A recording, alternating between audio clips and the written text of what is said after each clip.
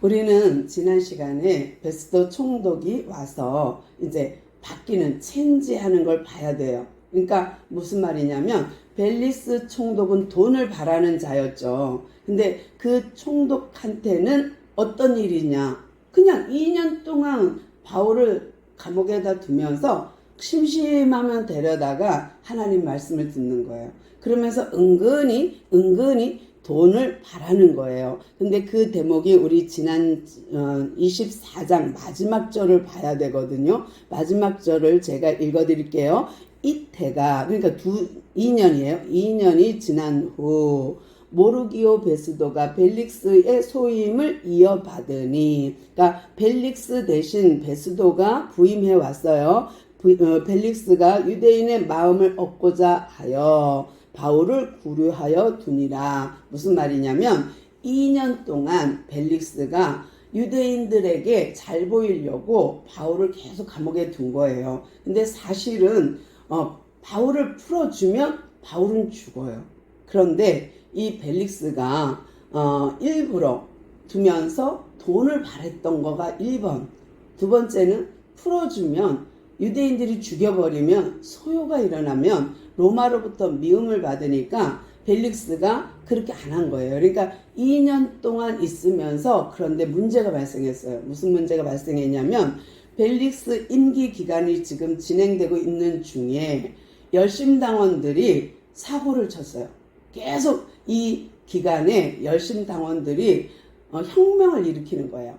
로마 하면서 로마를 어떻게 하든지 벗어나고자 하는 혁명하는, 그러니까 열심 당원들이 있었거든요. 근데 이 벨릭스가 재임하는 동안에 이 열심 당원들이 더 득세한 거예요. 왜냐하면 벨릭스가 정당하진 않잖아요. 돈을 바라니까. 그러니까 계속 정당하지 않은 과정에서 부정하니까 그 속에서 삐그덕 하는 거예요. 그러니까 부딪히는 거죠. 그러다 보니까 열심 당원들을 강제 진압했어요. 그러니까 벨릭스가 강제 진압하다 보니까 어떤 일이 생겼냐면 많은 사람이 죽게 되었어요. 사상자가 많이 나왔어요. 이 사실을 로마가 알게 되었고 이 로마가 벨릭스 총독과 베스도를 바꿔치기 하는 거예요. 그러니까 베스도 새 총독을 보내셨어요. 그래서 로마가 베스도 총독을 이스라엘로 파송해서 온 지 3일 만에, 그러니까 25장 1절 보면 그가 부임한 지 3일 후에 가이사라에서 예루살렘으로 가는 일이에요. 무슨 말이냐면 이제 부임해서 정신없죠. 3일밖에 안 됐는데 업무 보고도 이제 많고, 그런데 그런 과정에서도 예루살렘을 간다? 이거는 이스라엘 종교 수도잖아요. 종교적 성지잖아요. 그곳에 가는 거예요. 가서 인사하는 거예요. 그러니까 유대인들과 대제사장에게 인사하러 간 거예요. 인사. 근데 인사하러 갔는데 그들이 이 찬스를 놓치지 않는 거죠. 베스도 각하여, 또 총독님 잘 오셨습니다. 환영합니다. 그런데 우리가 지금 한 가지 청이 있습니다. 그게 무엇이요? 하니까 사실은 벨리스가 있을 때에 우리가 고소한 재판을 요청한 사람이 있는데 바울입니다. 근데 아직도 그 재판이 끝나지가 않았어요. 그래서 이 재판을 좀 끝내려 하니까 지금 가이사라에 묶여있는, 감옥에 있는 바울을 우리에게 내어주옵소서 하고 청을 한 거예요. 그런데 이 벨리스는 어떤 사람이냐면 원칙주의자. 그러니까 돈을 바라거나 이런 게 아니라 원칙주의자예요. 그러니까 베스도가 그러냐고. 근데 벨릭스는 그게 아니었죠. 돈만 바라던 사람인데 베스도는 원칙주의자니까 그러냐고. 그러면 내가 여기 순찰하고 여기 순회를 다 하고 나면 한 열흘쯤 걸릴 거니까 그 정도 후에 내가 가이사라로 갈게요. 그러면 나 따라오세요. 가이사라 와서 재판을 엽시다. 왜냐면 내가 피고나 원고의 말을 듣지 않고 그냥 내어줄 수는 없습니다. 반드시 피고와 원고의 그 재판 과정을 잘 알고 나서 타당하면 내가 예루살렘으로 바울을 보내겠습니다 하고서는 답변을 했어요. 그러니까 아, 그러시냐고. 그러면 그렇게 하시라고 해놓고 이제 속으로 그들의 마음은 뭐였냐면, 아, 이제 바울을 꺼내주기만 하면은 죽여버려야지. 매복했다가 죽여버려야지. 한 생각을 했던 거예요. 그러니까 하나님은 이것도 막으신 거죠. 베스도를 통하여서. 그리고 이 이제 베스도가 거기 순회를 마치고 10일 정도 순회한 다음에 가이사라로 갔습니다. 그리고 베스도가 이제 유대에서 온 유대인, 예루살렘에서 온 유대인과 대제사장들과 장로들과 또 높은 지위에 있는 사람들 앞에서 이제 재판을 엽니다. 뭐라고 재판하냐면, 여러분이 원하던 그 바울이 여기 있습니다. 이제 한번 진행해 보세요. 소송해 보세요. 하고 말을 했어요. 그러니까 이 유대인들이 옛날에 한 거 그대로 하는 거예요. 예, 베스도 각하여, 저 사람은요 소욕해 하는 사람입니다. 그뿐만 아니라 성전을 더럽혔습니다. 또 그게 뭐냐, 또 한 가지, 죽은 사람을 자꾸 살았다고 합니다. 우리 다 죽은 걸로 아는데 그 사람이 살아났다고 합니다. 이 세 가지를 또 법원에다가 소송을 한 거예요. 그리고 나니까 그러면은 이번에는 그렇습니까? 그러면은 이번에는 바울, 당신이 변론해 보세요 하고 말한 거예요. 그러니까 변론하는데 바울은 이제 뭐라 그래요? 당연히 아니죠. 나는 그러니까 소요를 일으킨 적이 없습니다. 뿐만 아니라 성전을 더럽힌 적도 없습니다. 또 나는 부활하신 주님을 믿습니다. 그거는 맞습니다. 근데 내가 지금 여기서 말하는 소욕했거나 성전을 더럽힌 일은 없습니다. 그러면서 이 사람들이 다 알고 있습니다. 내가 어려서 길르기아 다소에서 태어나 어려서부터 예루살렘에 와서 엄격한 신앙교육 훈련을 받았습니다. 나는 바리새파입니다. 뿐만 아니라 나는 바리새파에서 엄격한 훈련을 받았고 가말리알 문화에서 내가 엄청난 신앙교육을 받았습니다 하고 고백을 했어요. 그래서 나는요, 어떤 율법에도, 또 성전에서 잘못한 것도, 또 내가 어떤 가이사에게 잘못한 것도 범죄한 적도 없습니다. 그러니 나는 전혀 이 사람들이 고소하는 거에 대해서 죄가 없습니다. 그러면서 만약에 내가 그만한 죄가 있다면 저들한테 물어보세요. 내가 그 밖에 무엇을 잘못했는지 저 사람들한테 한번 물어보세요. 만약에 내가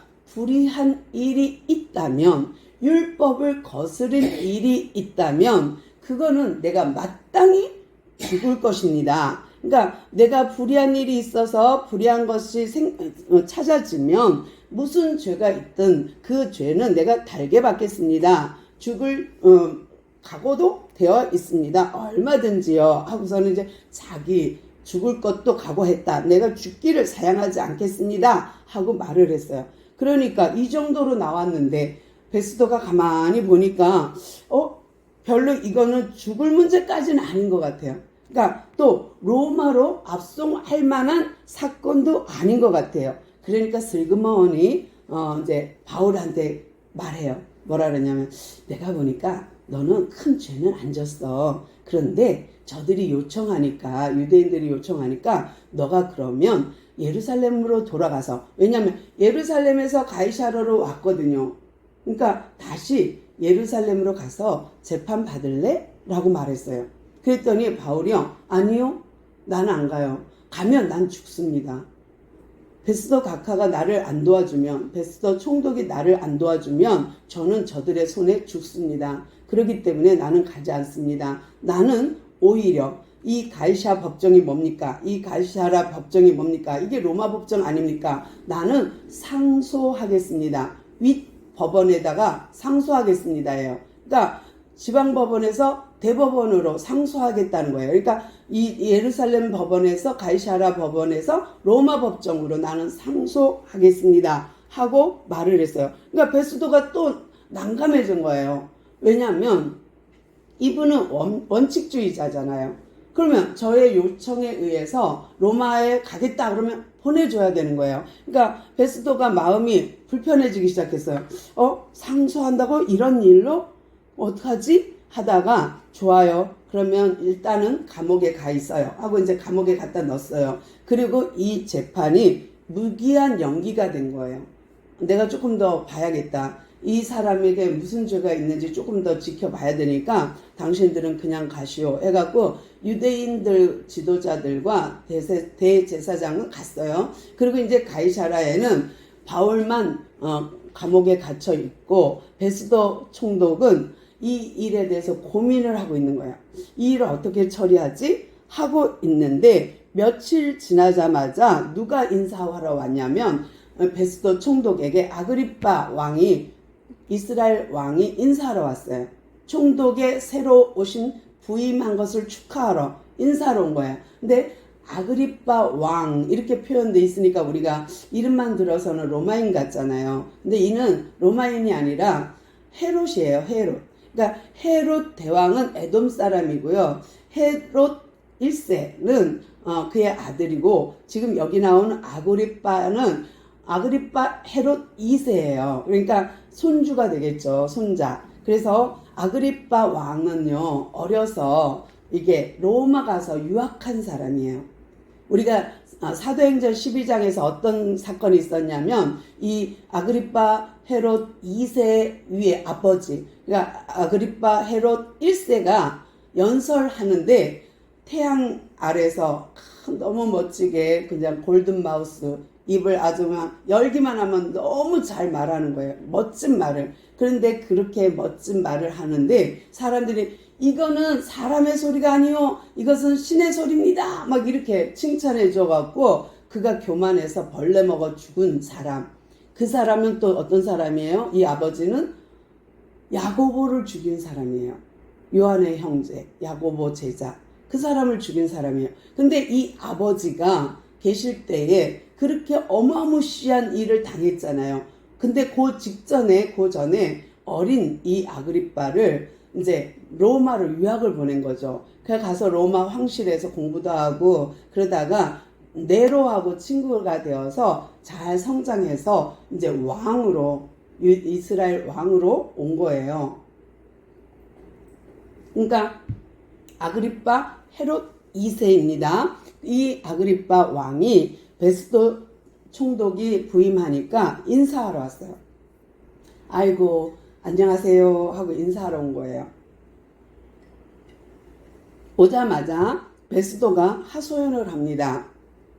아이고 아그리빠 왕이요 잘 오셨습니다. 근데 그 옆에 보니까 13절 수일 후에 아그리빠 왕과 버니게가 베스도에게 문안하러 가이사랴에 와서 그런데 이 버니게는요 누나예요. 아그리빠 헤롯 누나. 근데 부부처럼 사는 거예요. 그래갖고 사람들이 평이 그다지 썩 좋지는 않죠. 그래도 여기는 아그리빠 왕과 그의 아내 버니게 이렇게 표현 안 됐고 성경에는 아그리빠 왕과 버니게 이렇게 돼 있어요. 아내로 표현 안 해요. 근데 이 버니게가 따라왔어요. 그리고 이제 베스도 총독 베스도 각하에게 인사하러 온 거야. 그리고 나서 이제 오니까 잘 오셨다고 내가 정말 머리가 아픈 게 있다고. 그러니까 뭐냐? 그러니까 저 사람들이 유대인들이 재판을 걸어놓은 사람이 있는데 바울이라는 자입니다. 근데 이 사람은 내가 오기 전에 벨릭스 총독이 잡아둔 사람인데 아직도 그 재판이 끝나지 않아서 지금 나한테까지 왔는데 내가 지금 예루살렘 가서 인사하러 갔더니 그들이 다시 이 재판을 소송해서 내가 이 재판을 다시 열게 되었습니다. 그런데 내가 아무리 봐도 이 재판을 열어봐도 죄를 찾지 못하겠습니다. 이게 죽일 만한 죄도 아니고 로마로 상소할 죄도 아니라 내가 아주 골치가 아픕니다. 그의 악행을 그의 형벌을 내가 어떻게 찾을 길이 없습니다. 딱 하나 그들의 종교적인 얘기고 19절 읽어드릴게요. 오직 자기들의 종교와 또는 예수라 하는 이가 죽은 것을 살아있다 하는 바울의 주장하는 이 일관한한 그 문제로 고발한 것입니다 라는 거예요. 그러니까 베스도 입장에서는 이거 갖고 내가 로마에 상소했다가 내가 창피당할 것 같습니다. 오히려 그러면서 아주 골치 아프게 됐습니다. 별반 문제도 없는데 부활한 사람이, 죽은 사람이 살아있다 하는 이 말을 가지고 로마로 가야 한다니 내가 참 골치 아픕니다 하고 얘기를 했어요. 그랬더니 아그리빠 헤롯 2세가 내가 그 사람 좀 볼 수 있을까요? 라고 했어요. 왜냐하면 그래도 명색이 이스라엘 왕이잖아요. 그러니까 내가 그 사람 좀 보겠습니다. 그러니까 그럼요 내일 만나도록 하겠습니다 하고서는 이튿날 아그리빠와 버니게가 멋지게 옷을 입고 왕복을 입고 또 아그리빠, 버니게, 그 다음에 베스도 총독, 그 다음에 바울 이렇게 만났어요. 그리고서는 이제 따지기 시작하는 거예요. 바울아, 너 무슨 죄를 졌는지 한번 네 입으로 고백 한번 해봐라 하면서 얘기했더니 세상에 이제 나름 바울이 또 간증을 하는 거예요. 네, 아그리빠 왕이요, 만나 뵈어서 너무 반갑습니다. 그리고 베스도 총독이요, 너무 감사합니다. 이런 자리를 만들어 주셔서 감사합니다. 그러면 내가 어떤 죄가 있는지 내가 스스로 변론 한번 해보겠습니다 하고서는 그가 변론하는 거예요. 그러면서 내가 다시 또 시작하는 거예요. 아주 어려서부터 내가 유대 교육을 다 받았습니다. 바리새파 교육을 다 받았고, 그리고 나도 저 유대인처럼 열심당원이었습니다. 그래서 나도 한때는 그랬죠.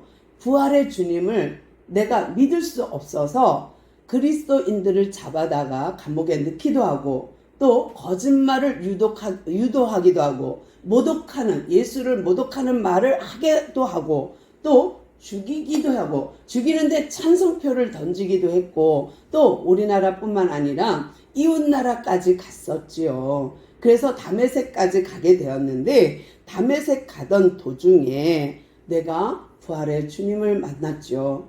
해보다도 더 강한 빛으로 내게 찾아오신 주님이 사울아 사울아 내가 왜 나를 핍박하느냐 하기로, 내가 주님 누구십니까? 하고 물었더니 나는 네가 핍박하는 예수다 라고 음성이 들렸습니다. 그러면서 자기 간증을 얘기하는 거예요. 그러면서 사도행전 다른 데서는 잘 찾아볼 수 없는 이 부분에 있는 내용이 뭐냐면, 가시채로 뒷발질하는 것이 내게는 참 힘들구나 라는 말을 해요. 예수님이 하신 말씀이에요. 그러면서 어찌 다음에 14절 26장으로 넘어가서 14절 읽어드릴게요.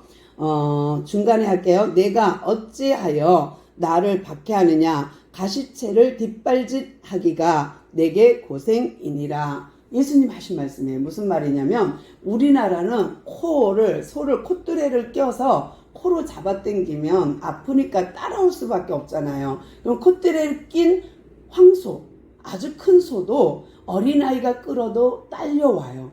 왜냐하면 코가 껴져 있으니까 따라와요. 그런데 이스라엘 백성은 콧뚜레를 한 게 아니라 뒤에 가시채라는 걸 둔답니다. 그게 이제 일을 시켜야 되는데, 밭을 일궈야 되는데 똑바로 가야 되는데, 이 소가 풀이 있으면 옆으로 가고 또 풀 먹으러 딴 데로 가고 좌로 우로 가게 되면 이 가시채가, 가시 같은 게 찔르는 거예요. 그러니까 똑바로 가면 안 찔리는데 옆으로 가거나 뒷발질 하거나 그러면은 이 가시가 찔리는 거예요. 그러니까 긴 나무 막대 끝에 가시나 뾰족한 것을 붙여놔서 소가 똑바로 안 갈 경우는 찔르나 봐요. 그래서 이게 가시채라 그러는데, 뒷발질, 뒤로 가거나 옆으로 가면 이제 찔리는 거죠. 그러면 그런 만큼 내가 고생이구나 너 때문에 라는 거예요. 그러니까 깜짝 놀라서 이제 바울이 주님 누구십니까? 하고 물었더니 나는 예수라 했다라는 이야기를 했어요. 이건 간증입니다.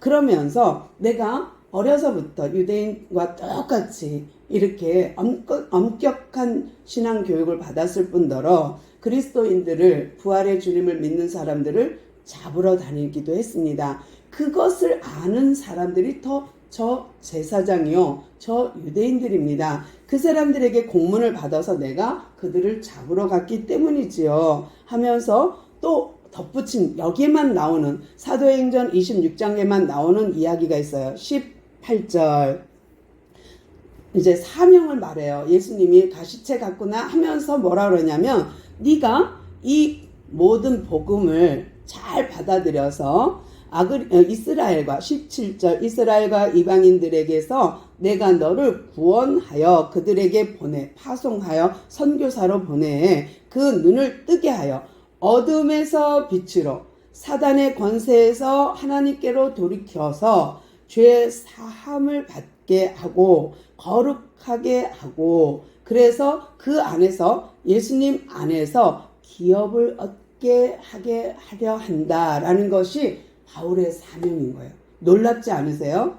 바울이 그냥 너는 이방인의 사도다, 내가 택한 그릇이다, 이 정도가 아니라 예수님이 더 깊이 말해준 게 있는 거예요. 그게 뭐냐면, 사망에서 생명으로, 어둠에서 빛으로, 그리고 그들을 구원하는데 거룩한 백성이 되게 해서 그 속에서 기업을 얻게 하려는 것이 하나님의, 예수님의 계획이었노라 얘기를 하는 거예요. 그러니까 세상에 너무너무 깊이 말한 거예요. 그러니까 바울의 사역이 여기에 있었던 거죠. 전도를 왜 그렇게 했느냐? 사망에서 생명으로 옮기려고, 어둠에서 빛으로 옮기려고, 그리고 많은 사람들을 구원받아서 예수 안에서 기업을 얻게 하려는 것이 바울의 사명이었던 거예요. 결국은 1차, 2차, 3차 전도 여행을 하게끔 11년 동안 엄청 고생하고 매맞고 빠지고 죽을 뻔하고 했는데 그 결과물이 감옥이잖아요. 그러니까 인간적으로, 바울 입장에서 그냥 인간적으로 볼 때는 이게 뭐야? 나는 11년 동안 해외를 다니면서 너무너무 고생했는데 정말 매맞고 감옥 가고 죽을 뻔하고 이러면서 전도한 결과가 예루살렘에 와서 감옥에, 가이사랴 와서 2년 동안 감옥에, 계속 감옥으로, 로마 감옥으로 가야 돼요. 그러면 가이사랴 2년, 로마 감옥 2년, 4년을 감옥에 있어야 되거든요. 근데 이 감옥 생활이라니 하고 불평할 수도 있는데, 알고 보니, 뚜껑을 열고 보니 하나님께서, 예수님께서 주신 사명이 이거였다는 거예요. 어둠에서 빛으로, 사단의 권세에서 하나님께로 돌아오게 하는 거, 이것이 바울에게 주어진 사명이었다는 거. 그래서 이것을 감당하고 있구나. 왜냐하면 1차, 2차, 3차 전도와 감옥을 지금 겪으면서 그가 계속 무엇을 해요? 전도하고 있잖아요. 그러니까 예루살렘에서도 전도했어요. 또 벨릭스 각하 앞에서도 전도했어요. 이제는 베스도 아그리빠 왕 앞에서도 전도했어요. 자기 어려서부터 또 예수님을 어떻게 만났고, 가이사랴 다메섹 도상에서 예수님, 부활의 주님을 어떻게 만났고, 그분이 또 바울에게 준 사명을 잘 설명하면서 이것 때문에 내가 회심했습니다. 내가 이것 때문에 그리스도인을 핍박했던 내가 전도하는 자, 전도자가 되었습니다 하고서는 고백한 거예요. 그러니까 나는 그래서 부활의 주님을 만났지요 하고 얘기하니까 세상에 듣기 싫은 거예요. 이제 복음을 전하는 것을 보고는 너무 듣기 싫어서 아그리빠 왕하고 베스도 총독이 뭐라 그러냐면, 먼저 베스도가 이제 그만해, 너 미쳤다, 너 가만히 보니까 너무 하나님을 아는 지식이 너무 많아서 너는 미쳤구나, 그 말이 이제 너무 지나치다, 그만해 하는 거예요. 또 아그리빠 역시, 야 바울아, 네가 그 적은 말로 나를 지금 전도하니? 지금 너를 그리스도인이 되게 하려고 하니? 하고 묻는 거예요. 말하는 거예요. 그러니까 바울이 아닙니다 하면서 뭐라 그러냐면, 참 이 말이 대단하죠. 29절 볼게요. 26장 29절이에요. 바울이 이르러 말이 적으나 많으나 당신뿐만 아니라 오늘 내 말을 듣는 모든 사람도 다 이렇게 결박된 것 외에는 나와 같이 되기를 하나님께 원하나이다 하니라. 아멘. 무슨 말이에요? 내가 이렇게 죄인으로 결박당한 것 빼고는 여러분도 다 그리스도인 되기를 소망합니다. 이 얘기예요. 그러니까 전도를 정말 멋지게 했어요. 근데 이렇게 하는 것 또한 하나님의 뜻이라는 거예요. 무슨 말이냐면 사도행전 9장에 보면은요, 그 아나니아, 그러니까 다메섹 도상에서 이제 사울이 눈이 멀었어요. 강한 빛 때문에. 그리고 3일 동안에 앞을 못 봤어요. 근데 아나니아가 이제 하나님 앞에 섰어요. 그러니까 하나님이 찾아오셨어요. 예수님이 찾아오셔서 아나니아야, 지금 다메섹 도상에 가면은 바울이라는 사람이 있다. 걔 눈을 뜨게 해줘. 그러니까 안 돼요. 그는 우리를 잡아 죽이는 사람입니다. 그러니까 아니, 내가 택한 백성이야 하고 아나니아한테 설명하는 건데요. 사도행전 9장 15절 읽어드릴게요. 주께서 이르시되 가라. 이 사람은 내 이름을 이방인과 임금들과 이스라엘 자손에게 전하기 위하여 택한 나의 그릇이라 라고 설명했어요. 그러니까 이방인 11년 동안 1차, 2차, 3차 했죠. 그 다음에 임금들, 벨릭스, 베스도, 아그리빠와 로마 황제까지 임금들과 이스라엘 자손에게 예수를 전하려는, 하나님 말씀을 전하려는 나의 택한 그릇이다 라고 말을 아나니아에게 한 거예요. 이 말을 성취하고 있는 거거든요. 지금 재판하고 이렇게 하는 것들이 다 이 말을 성취해 중인 거예요. 그러니까 하나님의 말씀을 이루고 있는 중인 거예요. 이 바울이. 그러므로 이것은 다 지금 바울이 보며 가고 있는 거예요. 그러니까 전도하는데 그냥 멍청하게 전도하는 게 아니라 하나님의 뜻을 따라가고 있는 거예요. 그러니까 하나님의 계획을 따라가고 있는 거예요. 그러니까 예수님이 다메섹 도상에서 자기한테 얘기한 거, 또 이방인의 사도로 부름받은 거 아나니한테 다 들었잖아요. 그 길을 지금 재판을 통하여 임금들 앞에서 증인으로 서 있는 거예요. 증언하는 거예요. 예수의 증인으로 서 있는 거예요. 그러니까 우리의 전도자, 우리가 지금 신앙을 지키고 신자, 성도로 사는 것은 바울과 똑같은 거예요. 우리로 인하여 어둠에 있는 사람들을 빛으로, 사망의 생명으로 그들을 옮겨 구원받게 하는 것이 하나님의 뜻이요 우리의 사명인 줄로 믿습니다. 오늘도 정말 하나님께서는 우리에게 바울에게 허락한 그 사명을 우리도 감당하라 하고 말을 하는 거죠. 근데 사람들이 보기에는 아우 저 바울은 바보 같아. 왜 저렇게 살아? 라고 할지 모르지만 우리는 하나님 앞에서는 전혀 아닙니다.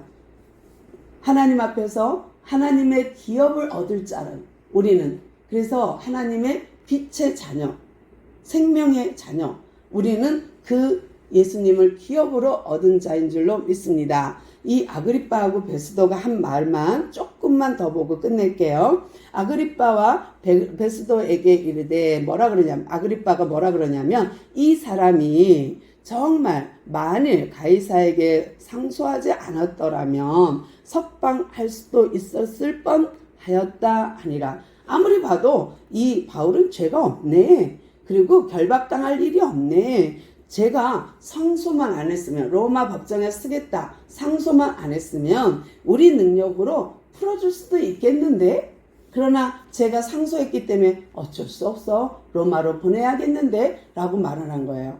그러니까 인간적으로 보면 죄 없어지만 보이지 않는 영적인 눈으로 보면 이거는 하나님의 계획 따라 가고 있는 중이거든요.